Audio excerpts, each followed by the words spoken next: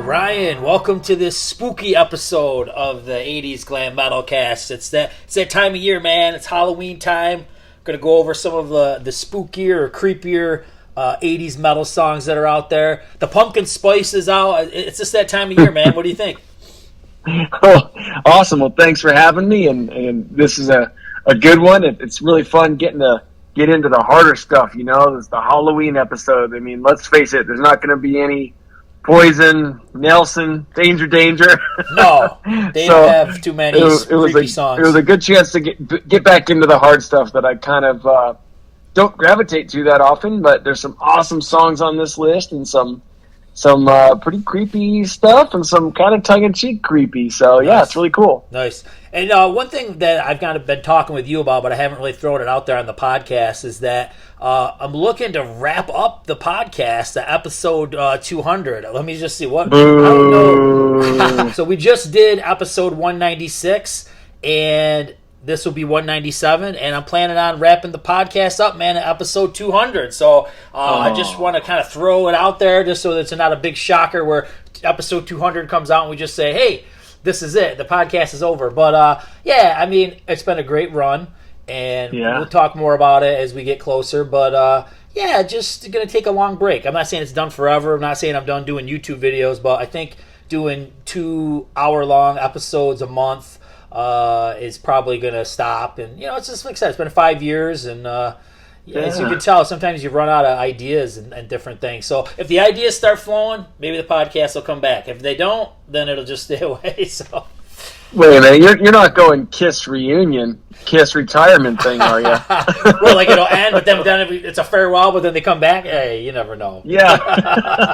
Those kind of things happen in metal. But episode 200 is going to be, after that, it's going to be quite a long break. If like I said, maybe they'll return at some point, maybe it won't, but that's going to be the cutoff for quite a while. So, all right.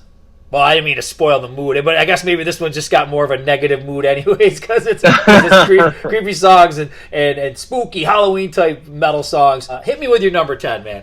All right, man. So at number 10 is where I have a band called Fifth Angel doing the song called Fallout.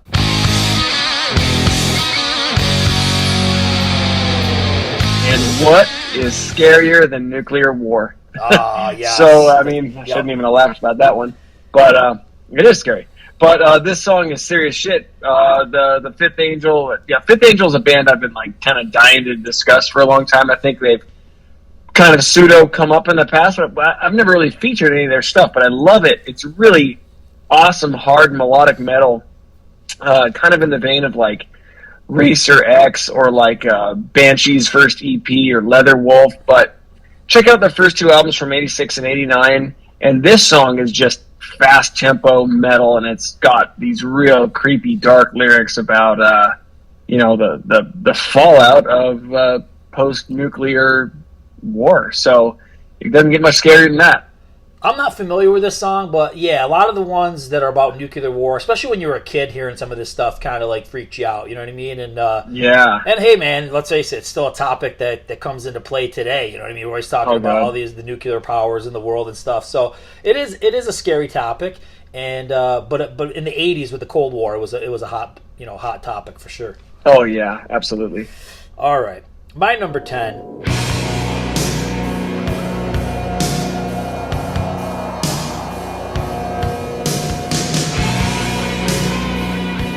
This is not the scariest song in the world, okay? And that's why I got it at 10, because it's not that scary. But it's dark and heavy for this band, okay? So I'm going with my number 10. I'm going Cinderella Night Songs. Because it kind of starts off with that, that eerie guitar riff, the slow, heavy. You got the wind sounds, the bells chiming. It kind of starts off, and it's got a little bit of a creepy vibe. You know what I mean? So it mentions nighttime is associated with Halloween and darkness and stuff like that. So not a super creepy song per se, but I think it's like a dark, heavier song for these guys. Damn, dude. That's the one that didn't even cross my mind because I kind of lumped them into like the Poison, Danger realm of like, happy-ish hair metal. I know Kiefer's got a little bit deeper lyrics and whatnot. But dude, I didn't even think of that. But man, that works really well. I think what it stands out as being a little bit eerie is when they played it live. When I saw them, they had a lot of smoke and the purple lights, and they were kind of recreating that cover vibe like from the first album. And yeah, I don't know. Like I said, I feel that there's a little bit like if you went to a Halloween attraction like a Six Flags Fright Fest and you heard this playing, I think it would work. Yeah, dude, that's crazy because I saw them at a Six Flags and at the amphitheater there, and they opened with this song. And I think we talked about it before. I had never really respected this song, and they opened with it, and I was like, "Whoa, this is a really cool opener." It's got such a hard, slow chug, and the same purple backdrop and the smoke with the purple tint. So it's perfect. Yeah, cool. Well, it's not one that you think of being kind of eerie, but I think it is. No, not at all. But I like it. All right, number 9.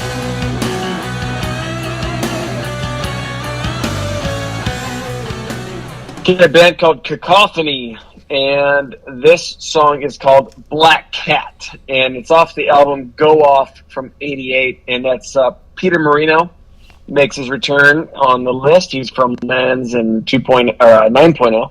It's very dark. Again, it's like speed melodic metal with the two master guitarists in Jason Becker and Marty Friedman. Yep. And it doesn't get much more Halloween than a song about a black cat and the superstition surrounding it, but like a lot of these songs, I think they're using analogies for a woman and not a cat, Gotcha. but it still works. Man, you hit me with another one. I'm familiar with Cacophony, but just not this song. So cool. Yeah, it's really cool the way the chorus, it gets really catchy in the chorus with what they do with the background instrumentals and this really interesting little guitar riff. And they kind of bring it back to listenability versus just the crazy speed metal which they're doing, which then they showcase again in the solos, which are amazing on this album. So if those out there aren't familiar with Cacophony, they're very talented people. All right, for my number 9, I'm going with a guy who is definitely associated with the creepy horror metal, but it's a newer song by him, not new, but from 2007.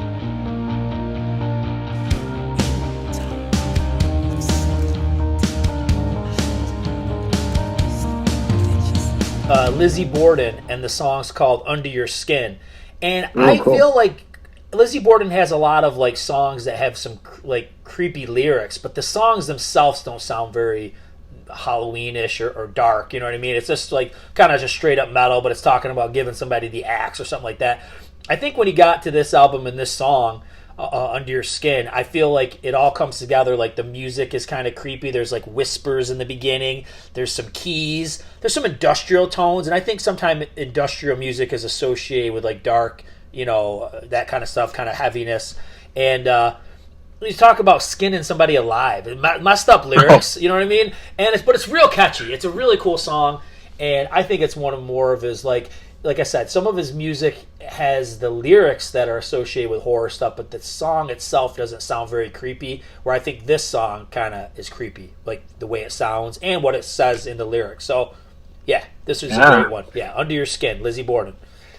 All right, I'll have to refamiliarize myself with that one because he is one that jumps out as a creeper. Oh yeah, I mean he's always got the axe and he's got the blood and he's his whole thing is Alice Cooper, Gene Simmons, Blackie Lawless, the whole thing. So yeah. All right, man. Number 8. All right, well, I apologize ahead of time if I'm stealing your thunder on this. He's back.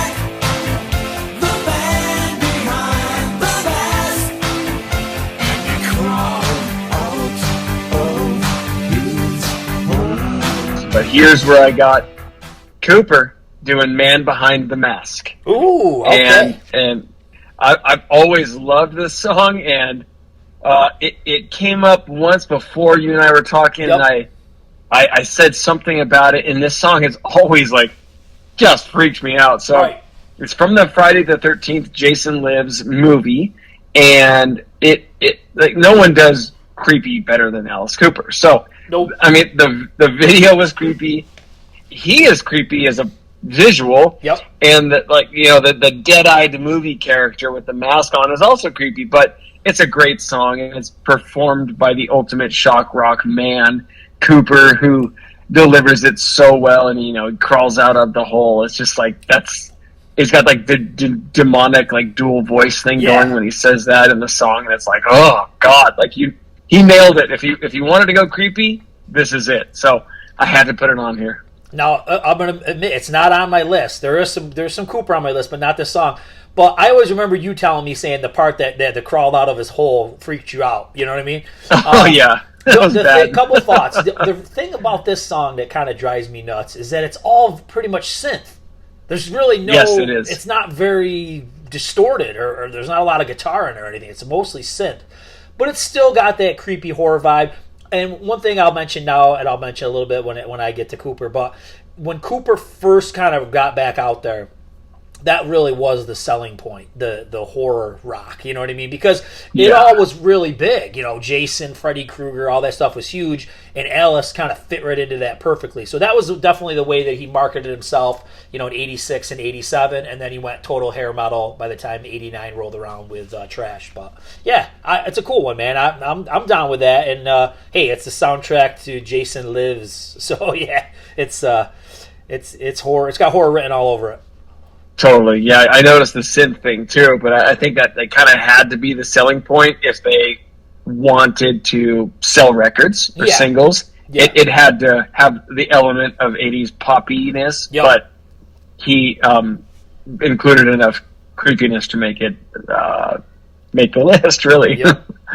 All right, for my number 8, this is one, man, it's like a forgotten era of this band, and it's a song that probably people don't really think about too much, but...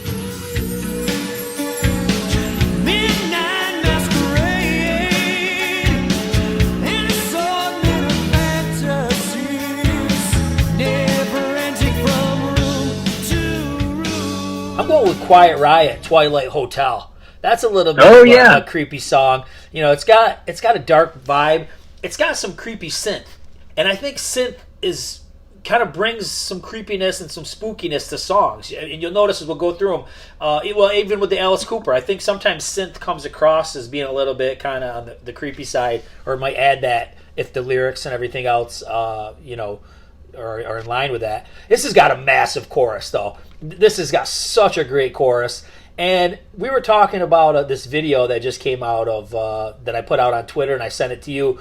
Even in 86, man, even though they weren't like selling tons of records, they were still a force to be reckoned with live. You know what I mean? People were digging them. Yeah. And but this one, like I said, go back and check this out. The video's really weird. It's like almost like a bad dream or something. It's really strange. There's some little girl that's almost reminds you like Poltergeist kid, and she's got Kevin in this little box, and she puts him in a dollhouse. But it talks about checking your soul at the door. So these are just kind of like, creepy, mysterious lyrics, and the whole thing it probably was dying to be on a horror movie soundtrack, but it just never made it. I remember, the Man Behind the Mask and this song were always played on VH1 Classic when they did like the 80s metal hour. Uh-huh. And I remember these two very specifically being very creepy, and the dollhouse thing always kind of tripped me out, but I like Quiet Riot 3, man. Like in that video you sent me, I bet Dubrow peaks on that tour and that record, because he had the weave going, so he looked a lot cooler. His hair was way better. Big upgrade. That's what I'm saying. I think he was peaking on that one, so I like that album, and it's a cool song. Yeah, it's amazing how like he had like no hair on Condition Critical, and then he's looking like Paul Stanley on QR3. Well done, dude. Well played. I know. I got to get on board with that. All right, number 7.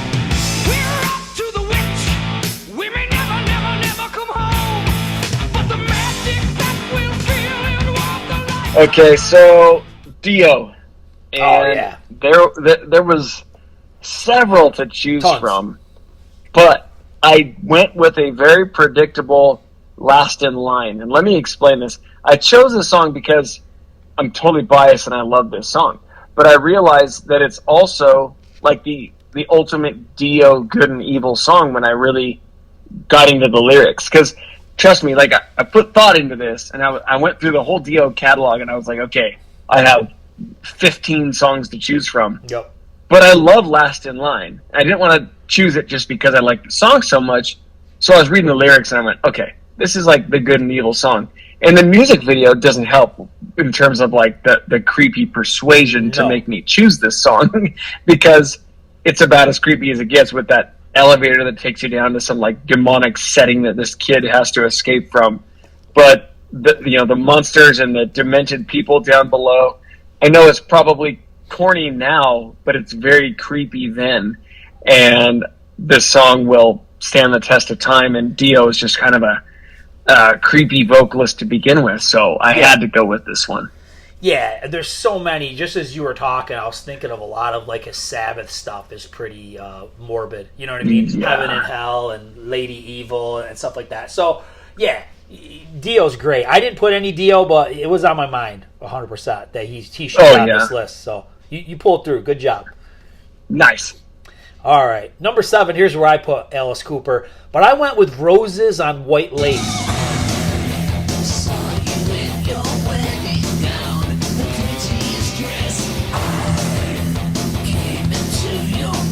From Raise Your Fist and Yell.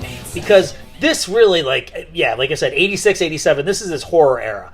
And this is one of his heaviest songs. And if you listen to his vocals, very creepy, very dark lyrics. Another song, like I said, belongs on an 80s horror soundtrack. Just like I said, it happened to be Man Behind the Mask made it, and not this. But if you look at some of the lyrics, like, you hurt me in the deepest way, I'm crippled inside. I took your evil skin away. It's all cut and dried. Talking about like skinning somebody because you can't stand them. You know what I mean? And they're talking about the roses on the white lace. It's like blood drops on white. You know what I mean? So it's some creepy imagery. The way his voice is on it is real creepy. And it's one of his heavier tunes. So, and one thing I'll mention now, we'll get into it deeper. I didn't do any of the 70s Cooper stuff, but he's got a lot. You know, like Ballad of Dwight Fry and Dead Babies and I Love the Dead, Welcome to My Nightmare. I mean, I could do a whole list of like 70s Alice Cooper, but I because of our podcast and what it usually focuses on, I stuck with the 80s stuff. So very good. I have the album and I recall it, but not well enough, so I'm gonna have to revisit that one as well. Yeah, go back and check that out. You'll be like, yeah, this is perfect. Yeah, totally. All right, number 6. Okay, here's where I got XYZ doing The Sun Also Rises in Hell.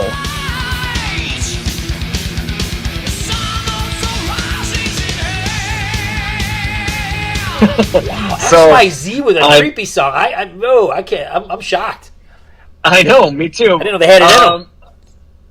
I know it, but they have it in them. So I believe this is another song referring to nuclear attack and fallout. But again, any chance I can discuss XYZ, I'm going to give it a shot. I'm obsessed with this album and this guitar tone and the drums and the vocals and the production and all that stuff is just like 91 perfection. But this song is obviously dark and doom-filled, and the album is actually very diverse in its feel because it goes from like the ultimate party songs and like tongue-in-cheek girl stuff to a song like this. But he can deliver some real dark vocals. He's almost like Dio, where like the higher notes he gets, the more like growly and deep his voice is. So he could pull it off really well. But you know, it's called The Sun Also Rises in Hell, so it's gonna be creepy. Check it out if you don't know it. I gotta check that out because I do not know it. Yeah.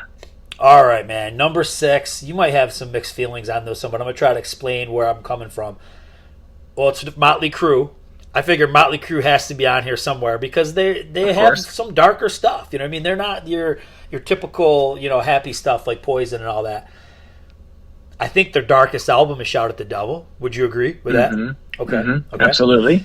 But the song that I picked, it's not necessarily the creepiest song in the world, but I think what it signifies is pretty dark.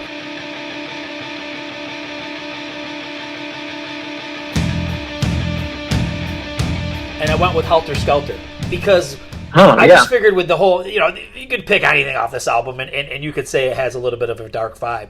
But I went with Helter Skelter because of the Charles Manson ties. Because if you Charles Manson is a piece of garbage or whatever, but if you read about him and what some of his thoughts were, he thought the song Helter Skelter had subliminal messages that were telling him things. And this song really propelled them to commit all those murders that they did. And they actually wrote Helter Skelter with somebody's blood on like a refrigerator and stuff. So it's really sick, demented shit. Yeah. I think Motley Crue did that for a reason. You know what I mean? But I do think the guitar line at the beginning is pretty frantic. You know what I mean? It definitely is weird. And but Crue just does a great job with this song. I think the Beatles actually version is creepier. Maybe just because it's old. Like old stuff sounds creepy sometimes. You know what I mean? Yeah. And it's real sloppy and messy. But like the Beatles version, but the Crue version is really tight. But the Crue version has a way better groove. Just got the chug and the groove and everything. So So great song. But I think, like I said, I feel like it fits the bill based on what it signifies and the album that it's from and everything. So I'm going with Helter Skelter. Yeah, so a couple things. There's one on my list where it's just so sad. This is getting kind of deep. When people are so demented and mentally screwed up that they take these songs and they embrace them and they do demonic evil shit in real life. Right. And it's so sad that happens in these people's minds, as it did in Manson's. Yeah. But second thing is, I first got introduced to this song was the U2 version, because my dad used to crank the U2 version of this song. And then, obviously, when I got into Motley, I was like, oh, this is way more killer, obviously. Yeah. Yep. So, like, it's funny because the Beatles version is, like, the last one I ever heard. and so...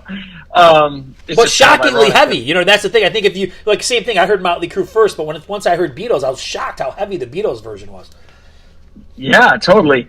It is also interesting that you chose this out of the Motley songs, and I'll just say it now.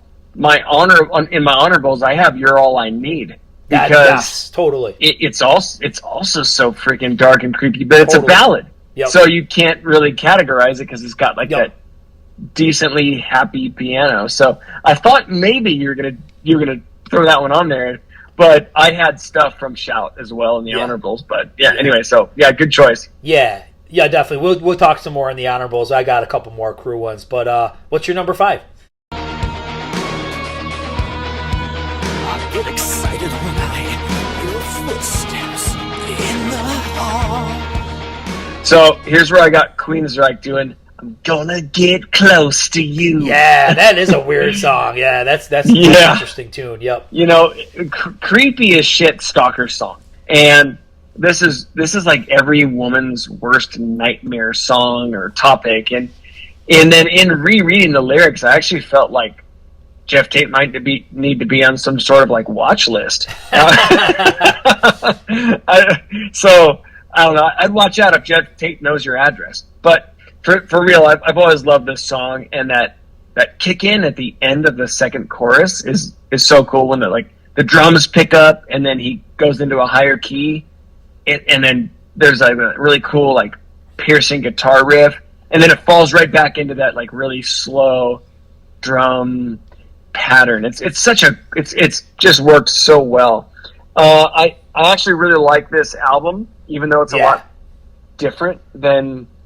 It's just categorized as a different album for them, but I love this album, and I always really like the video, and this song is, I'm kind of a sucker for like mid-tempos, and this is one of them, so I had to throw this on there. Couple thoughts, like this is a cover. Did you know this? What? This is a cover by a band, Del Bello or something like that. They did not write this song. I think damn, dude! I had no idea. I think they took it to a whole other level. I mean, I'll be honest, I've never heard the original. I think even their look is a little bizarre at this point. You know what I mean? Like the whole thing, it was like goth progressive metal, or I don't know. It was weird. They were in a weird phase.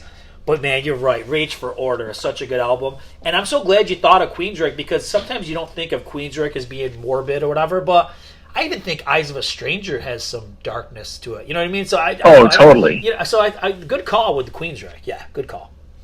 God, I never knew this was a cover. I mean, this honestly probably would have made our covers podcast, because I've always really enjoyed this song. I had no idea. So, okay, well, Jeff Tate, I'm sorry you don't belong on a watch list because you didn't pen these lyrics. But the way he performed them, he said he was really getting into it. So maybe he does need to be watched.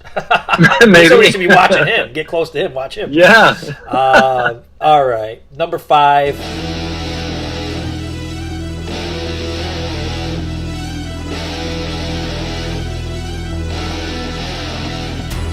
Saying Judas Priest, "Touch of Evil." I mean, this is a freaky song. Ooh.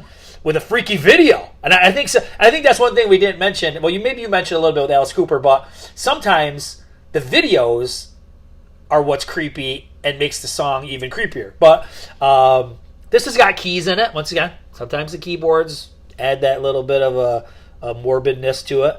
Heavy ass riff. I mean, super heavy riff. Powerful, haunting vocals by Rob. I think he does a great job. And it comes off one of their heaviest albums, Painkiller. So, Touch of Evil. I shall remain quiet. Nice. I knew we'd have at least one that matches up. Okay, number 4. Number 4, super random one.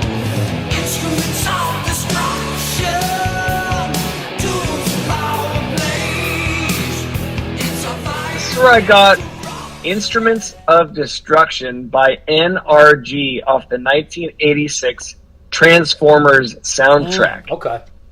So you got a band singing about evil robots flying over your head, taking out targets on the surface.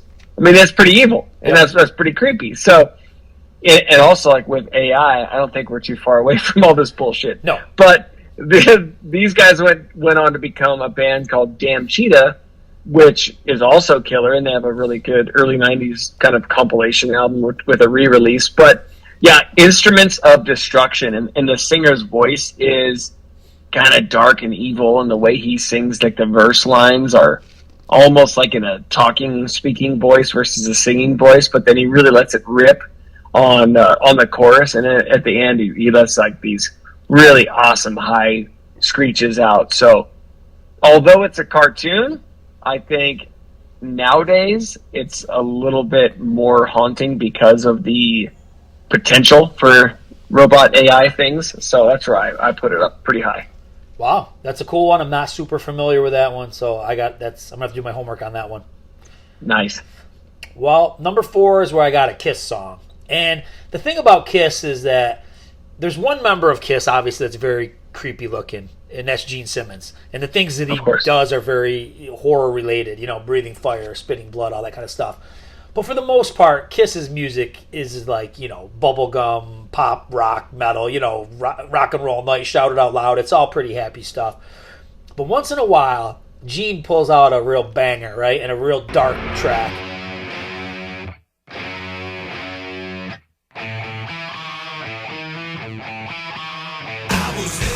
And Unholy is one of those. There's more, but that's the one that I put on my list. Real eerie riff, it's like it's got like that little creepiness, dark lyrics, about sending your children to war to serve bastards and whores, and there's a lot of weird imagery in the lyrics, and his vocals super menacing. He's got his voice, like I said, when Gene wants to be, he's a real badass. He's got a real growl. And hey, the title says it all, Unholy. That's just associated with the dark side of things. And Revenge is what this one's from, and that's when Kiss was trying to be a little bit more harder and darker, so it all kind of works. I know it, and I agree with you. It's a good song, and It's also dark and creepy. Yep. But like I said, overall, for a band that looks the way they do, they don't have a ton of dark songs. So, yeah, absolutely. All right, man. Number 3. Number 3.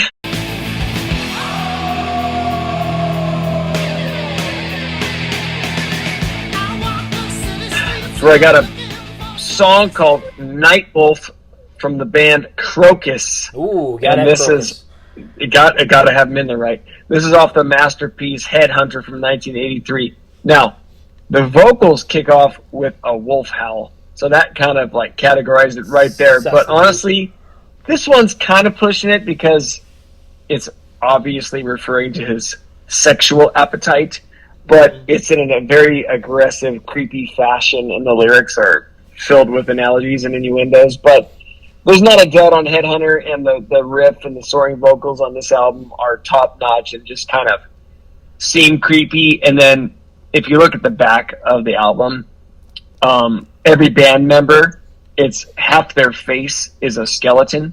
So it just, and the cover is the skull and crossbones, and like this kind of chrome metallic thing. So it's kind of got like a creepy vibe anyway. And, you got Headhunter, and you got Eat the Rich and Screaming in the Night and Russian Winter and all this stuff. So it just kind of was filled with the Shout at the Devil-esque, kind of like doom-filled stuff. So, but Nightwolf was my choice on this one because it kicked it off with a howl.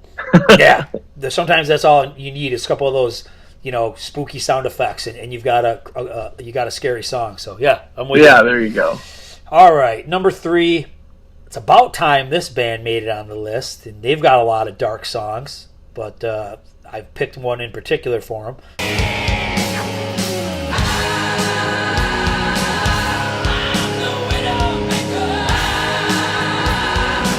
I got W.A.S.P. I think W.A.S.P. was a pretty dark band. Yeah. Does some weird shit. Throws meat at the crowd. Just Yeah. spitting blood out of skulls, and they've taken a few plays out of Gene Simmons' playbook or whatever, a few moves from him. But the song that I went with, man, it's the first W.A.S.P. song that I ever heard, and I heard it on a compilation tape called Heavy Metal Thunder, and the song is Widowmaker, and Widowmaker is a pretty.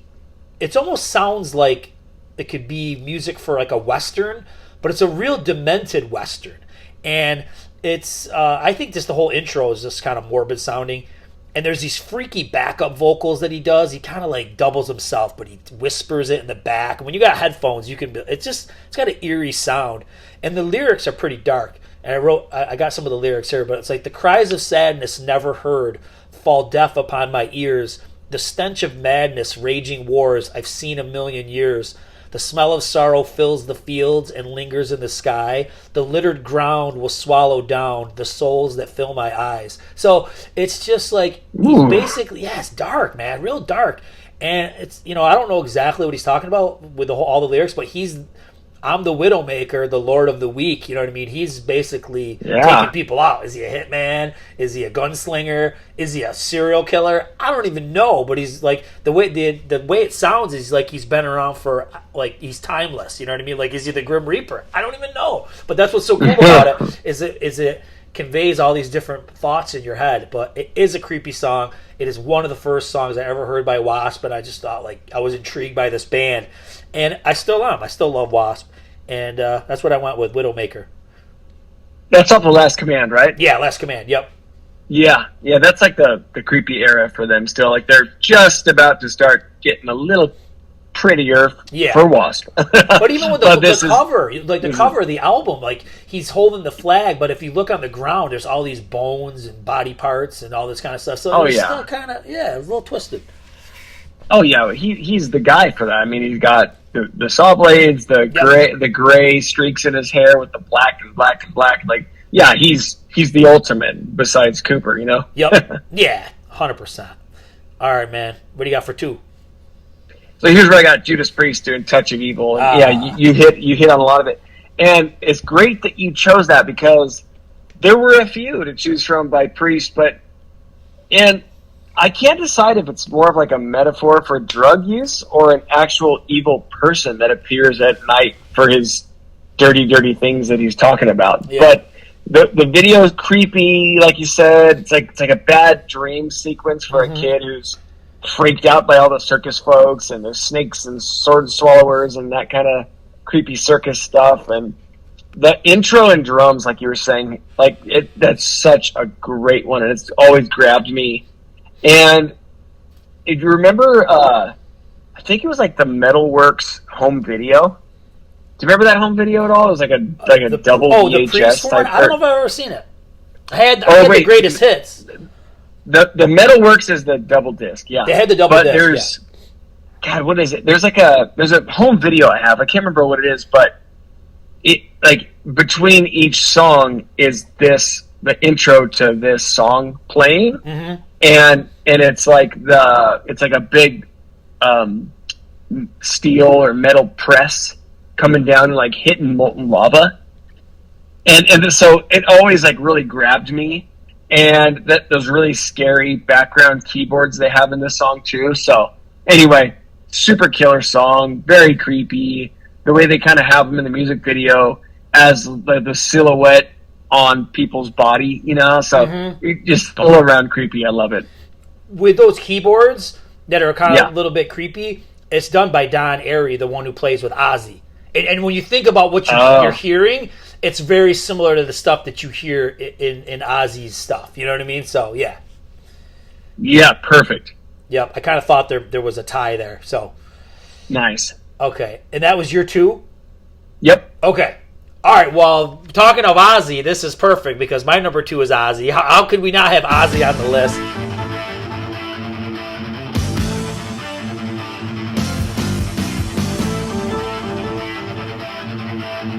I know you might not you don't like him, but dude, come on. Bark at the freaking moon here. We got to have Bark at the Moon. I mean, it's got the heavy riff. He's got those dramatic hits in the beginning, the whole Wolfman thing, the demented laugh that's in there. And I think this is one of those things where it's got the weird keys, just like we're talking about, just like with Judas Priest. Well, because it's the same guy doing it.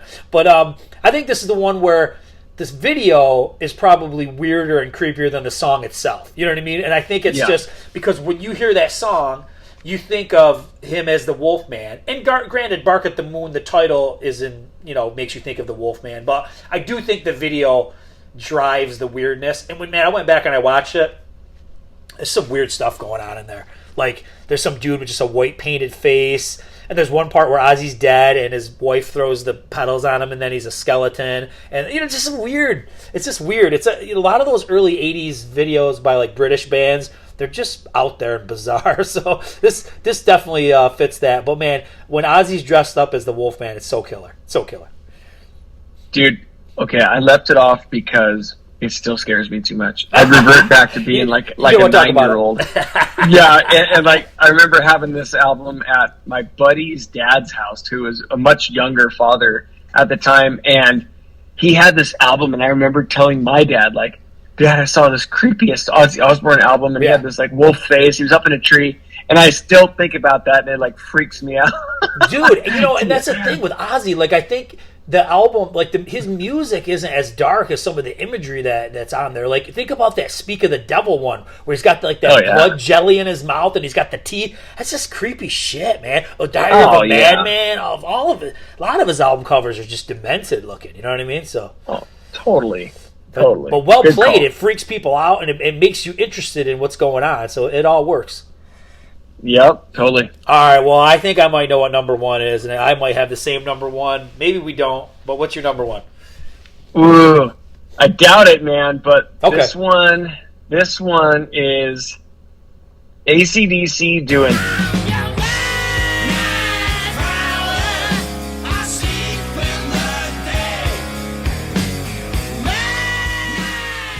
Night Prowler, and it's the final Bon Scott era song featured on record, and the final words he mutters is "Shazba Nanu Nanu," and I mean, this song is so iconic because it was said, just like we talked about before with Helter Skelter, said to have been some inspiration behind the evil man Richard Ramirez, who was a fan of this song.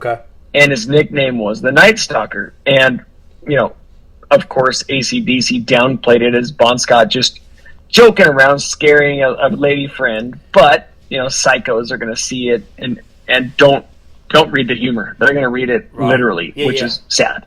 But regardless of all that, and regardless of the motives, I love this song. And it's such a killer mid-tempo AC/DC Bon Scott era song. And the fact that it is the final song on side 2 of Highway to Hell, Bon's last recorded song, makes it even more special and iconic and creepy. So instead of putting Hell's Bells, I put Nightcrawler.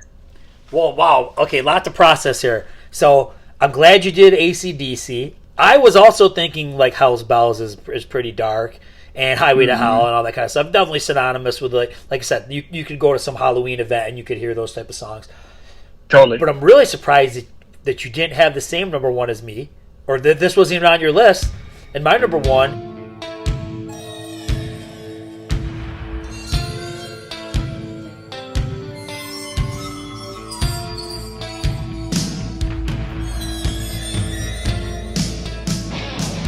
is Doc in Dream Warriors.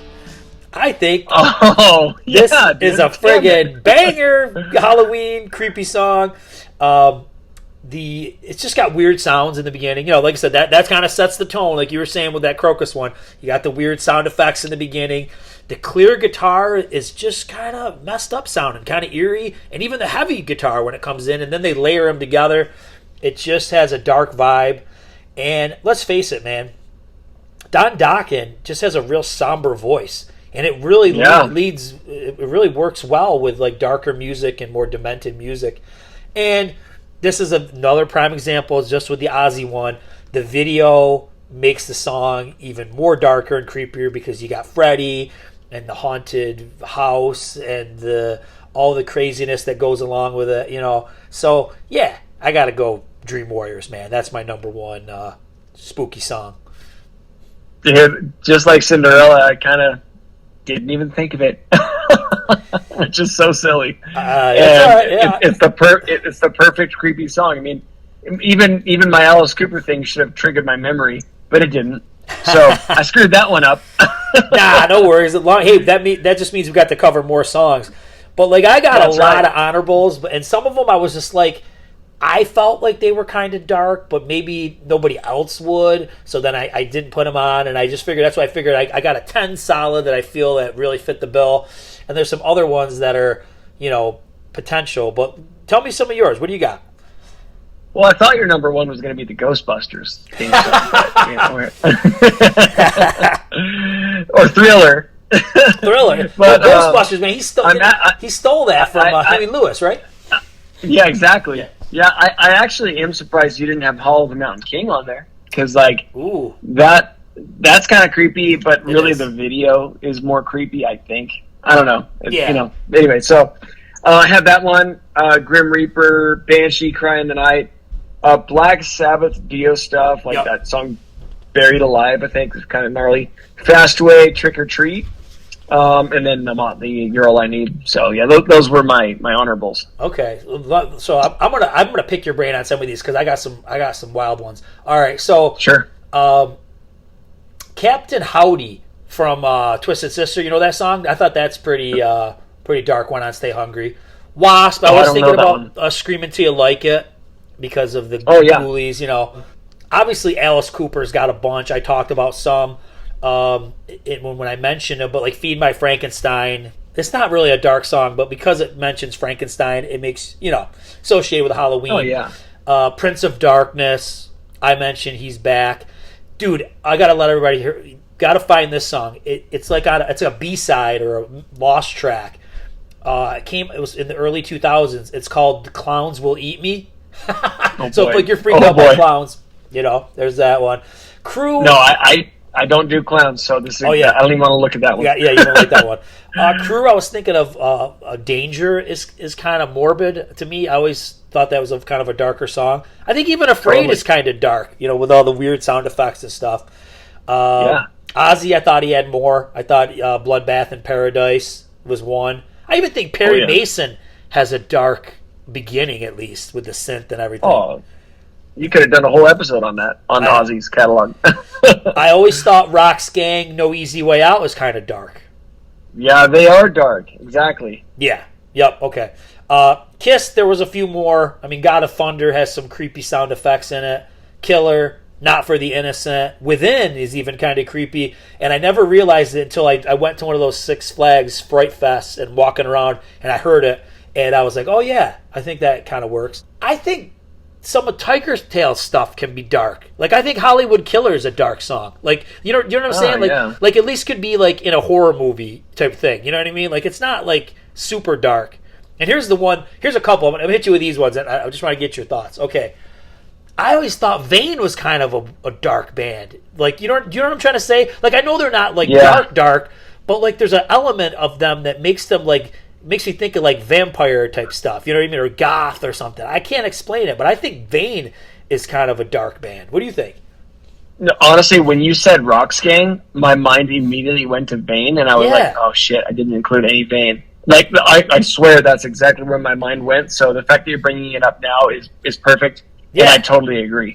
Totally agree. When I hear Bite the Bullet, I feel like that would be like, it could be like at a club in some vampire movie or something. I'm telling you, it's like something about them. They just have a little bit of a darkness to their music. LA Guns, man. One more reason I was thinking of. Like, just, I think LA Guns has some dark stuff. Yeah. And then this one, really going to pick your brain on this one. I think Nobody Rides for Free by Rat is a little bit, a little dark for them. What do you think? Oh, yeah. You know, another one I didn't even, like, delve into, like Dawkins and Cinderella, because I just didn't think it was categorized. But, yeah, I'd have to, like, really reread the lyrics, because I love that song, and I could, like, sing it to you right now. But in thinking about it, yeah, I guess so. It does kind of categorize it. It's got that, like, looming guitar intro as well, so I kept very good call of a main list, but I always kept trying to envision myself. It was nighttime, and there was all the fog and the people in the costumes, and I was walking around, and I heard that song.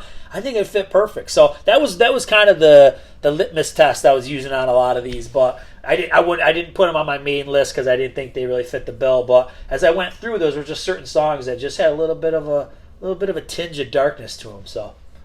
Yeah, I'm surprised. No Malice, no Megadeth, no Metallica for you.